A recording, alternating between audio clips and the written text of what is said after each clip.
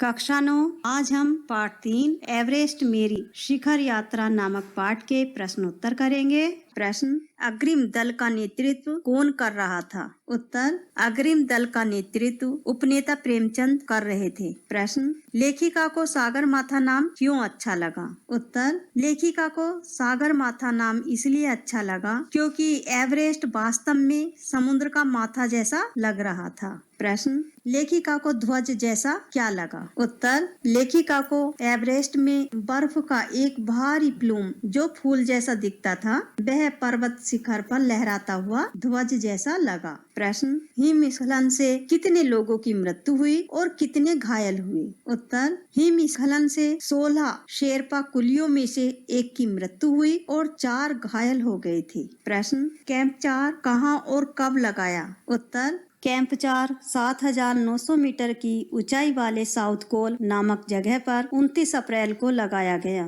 प्रश्न, मृत्यु के अवसाद को देखकर कर्नल खुल्लर ने क्या कहा? उत्तर, मृत्यु के अवसाद को देखकर कर्नल खुल्लर ने कहा कि ऐसे साहसिक अभियानों में होने वाली कठिनाइयों तथा मृत्यु को सहज भाव से स्वीकार कर लेना चाहिए। प्रश्न, रसोई सहायक की मृत्यु कैसे हुई? उत्तर, जलवायु अनुकूल न होने के कारण रसोई सहायक की मृत्यु हो गई थी। प्रश्न, लेखिका ने तेनजिंग को अपना परिचय किस तरह दिया? उत्तर, लेखिका ने तेनजिंग को परिचय देते हुए बताया कि वह नौसिखिया है और एवरेस्ट उसका पहला अभियान है। प्रश्न, लेखिका की सफलता पर कर्नल खुल्लर ने उसे किन शब्दों में बधाई दी? उत्तर, लेखिका की सफलता पर कर्नल खुल्लर ने उसे बधाई देते हुए कहा कि मैं तुम्हारी इस अनूठी उपलब्धि के लिए तुम्हारे माता पिता को बधाई देना चाहता हूँ। निम्नलिखित प्रश्नों के उत्तर 25 से 30 शब्दों में लिखिए। प्रश्न, नजदीक से एवरेस्ट को देखकर लेखिका को कैसा लगा? उत्तर, नजदीक से एवरेस्ट को देखकर लेखिका को इतना अच्छा लगा कि वह भौचक्की होकर खड़ी रह गई और एवरेस्ट लोहत्से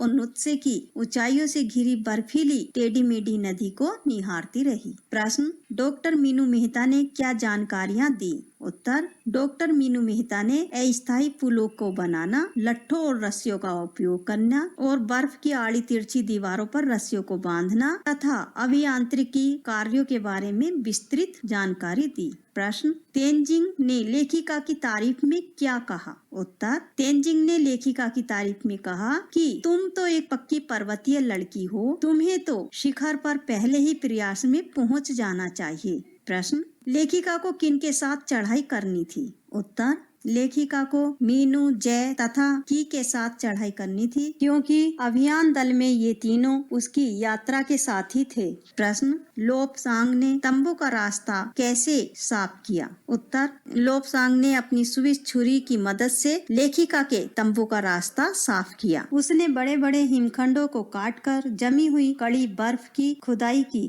प्रश्न, साउथ कोल कैंप पहुंचकर लेखिका ने अगले दिन की महत्वपूर्ण चढ़ाई की तैयारी कैसे शुरू की? उत्तर, जैसे ही लेखिका साउथ कोल कैंप पहुंची, उसने अगले दिन की अपनी महत्वपूर्ण चढ़ाई की तैयारी शुरू कर दी। उसने खाना, कुकिंग गैस तथा कुछ ऑक्सीजन सिलेंडर इकट्ठे किए। निम्नलिखित प्रश्नों के उत्तर 50 से 60 शब्दों में लिखिए। प्रश्न, उपनेता प्रेमचंद ने किन स्थितियों से अवगत कराया? उत्तर, उपनेता प्रेमचंद ने पहली बड़ी बाधा हुम्बो हिमपात की स्थिति से लेखिका एवं अन्य लोगों को अवगत कराया। उन्होंने बताया कि उनके दल ने कैंप 1 जो 6000 मीटर की ऊंचाई पर जो हिमपात के ठीक ऊपर था वहां तक का रास्ता साफ कर दिया है। साथ ही पुल बनाकर, रस्सियां बांधकर तथा झंडियों से रास्ता चिन्हित कर सभी बड़ी कठिनाइयों का जायजा ले लिया गया है और उन्होंने यह भी याद दिलाया कि ग्लेशियर बर्फ की नदी है और बर्फ का गिरना जारी है। प्रश्न, हिमपात किस तरह का होता है और उससे क्या क्या परिवर्तन आते हैं? उत्तर, हिमपात प्राय बर्फ के टुकड़ों के अव्यवस्थित ढंग से गिरने के कारण होता है। ग्लेशियर के बहने से बर्फ में प्राय हलचल हो जाती है जिससे बड़ी बड़ी बर्फ की चट्टानें तत्काल गिरने लगती हैं और प्राय खतरनाक स्थिति धारण कर लेती हैं। जमीन पर दरार पड़ने के साथ साथ यह गहरे चौड़े हिमबीदर का रूप धारण कर लेती है। प्रश्न, लेखिका के तंबू में गिरे बर्फ के पिंड का वर्णन किस तरह किया गया है? उत्तर, लेखिका बुध पूर्णिमा के दिन सुंदर रंगीन नायलॉन के बने तंबू के कैंप 3 में थी और अचानक रात 12:30 बजे के लगभग एक लंबा बर्फ का पिंड लेखिका के कैंप के ठीक ऊपर लाहोत्से ग्लेशियर से टूटकर नीचे आ गिरा था और उससे विशाल हिमपुंज बन गया था। हिमखंडों, बर्फ के टुकड़ों तथा जमी हुई बर्फ का विशाल काय पुंज भीषण गर्जना के साथ एक्सप्रेस रेलगाड़ी की तरह शिविर से टकराया और इससे पूरा कैंप तहस नहस हो गया। प्रश्न,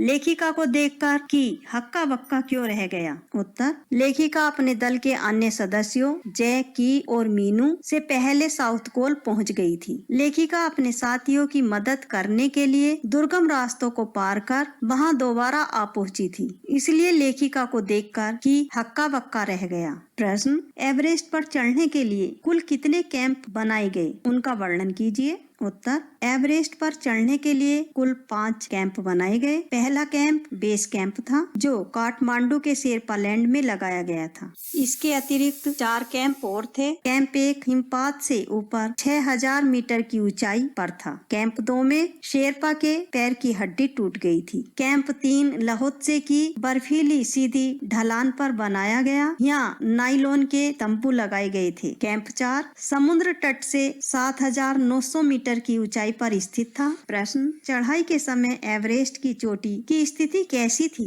उत्तर, जब लेखिका चोटी पर पहुंची तो वहां चारों ओर तेज हवा के कारण बर्फ उड़ रही थी। बर्फ इतनी अधिक थी कि सामने कुछ भी दिखाई नहीं दे रहा था। पर्वत की शंकु चोटी इतनी तंग थी कि 2 आदमी वहां एक साथ खड़े नहीं हो सकते थे। लेखिका को बर्फ काटने के लिए काफी ताकत से फावड़ा चलाना पड़ा। प्रश्न, सम्मिलित अभियान में सहयोग एवं सहायता की भावना का परिचय बछेंद्री के किस कार्य से मिलता है? उत्तर, बछेंद्री साउथ पोल अपने सहयोगियों से पहले पहुंच गई थी। इसके पश्चात भी बछेंद्री ने अपने सहयोगियों की मदद करने के लिए एक थर्मस को जूस से तथा दूसरे को गर्म चाय से भर लिया और बर्फीली हवा में कैंप से बाहर निकल तथा दुर्गम रास्तों को पार कर पहाड़ियों के नीचे दोबारा आ पहुंची थी, क्योंकि लेखिका के सहयोगी बिना ऑक्सीजन के भारी बोझ लेकर चढ़ाई कर रहे थे। लेखिका के इस कार्य से सहयोग एवं सहायता का परिचय मिलता है। प्रश्न का निम्नलिखित के आशय स्पष्ट कीजिए। प्रश्न,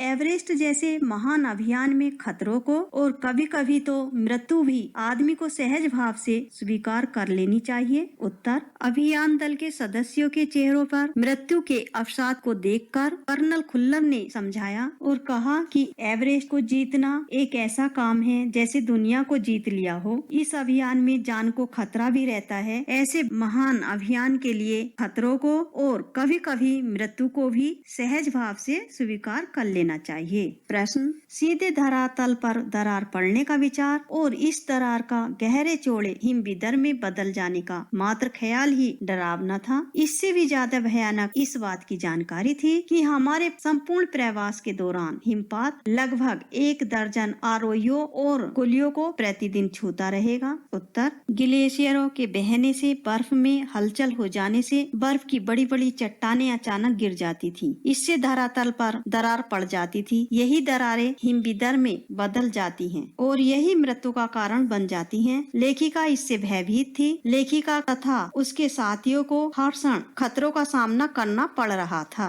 प्रश्न, बिना उठे ही मैंने अपने थैले से दुर्गा माँ का चित्र और हनुमान चालीसा निकाली। मैंने इनको अपने साथ लाए लाल कपड़े में लपेटा, छोटी सी पूजा अर्चना की और इनको बर्फ में दबा दिया। आनंद के इस क्षण में मुझे अपने माता पिता का ध्यान आया। उत्तर, जैसे ही लेखिका एवरेस्ट की सबसे ऊंची चोटी पर पहुंची तो वह अत्यधिक प्रसन्न हुई और लेखिका अपने साथ जो दुर्गा माँ का चित्र लाई थी उसको निकाला और हनुमान चालीसा पढ़ी। इन्हें साथ में लाए हुए लाल कपड़े में बांधकर एवरेस्ट की चोटी की बर्फ में दबा दिया। लेखिका ने खुशी और विजय के मौके पर अपने माता पिता को याद किया, भगवान तथा माता पिता को बारी बारी से नमन किया। All the very best. Thank you. Bye.